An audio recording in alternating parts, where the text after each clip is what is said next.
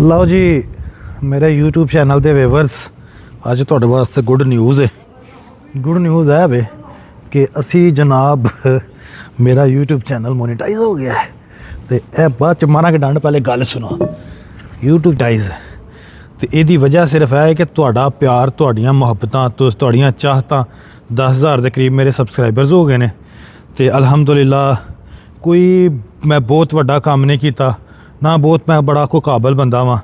मेरे स्टूडेंट्स, मेरे दोस्त, मेरे इलाके के दोस्तों का सब का मैं मशहूर हाँ। खास तौर पर जी मैं चीज़ बड़ी प्यारी लगी है। मैं चलद्या फिरद्या कभी नातां पढ़िया ने तो तुसीं वो भी पसंद कर लिया ने। मैं कभी मक्के मदीने गया वां, आंदे जांदे कोई बना लीए, कभी कोई लैक्चर बच्चों दे रहे हैं, कोई पढ़ा रहे हैं, जिस तरह का भी पढ़ाना होंदा है वो दोस्त अहबाब ने पसंद कर लिया। तो अलहमदुलिल्ला ये सिर्फ 2 दिनों के मैनूं $9 आए ने। तो ये बहुत शुक्रिया, मैं अल्फाज नहीं मेरे को कोई कहने वास्ते। मुख्तसर ही कहांगा कि ये प्यार है, मुहब्बत कायम रखो।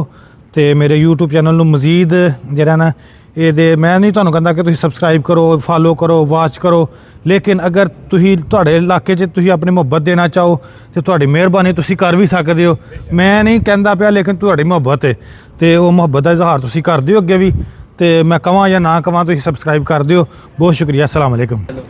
अस्सलामुअलैकुम रहमतुल्लाह व बरकातहू। कारी साहब बहुत अच्छे आदमी है, बहुत नेक आदमी है। अल्हम्दुलिल्लाह अल्हम्दुलिल्लाह सुम्मा अल्हम्दुलिल्लाह।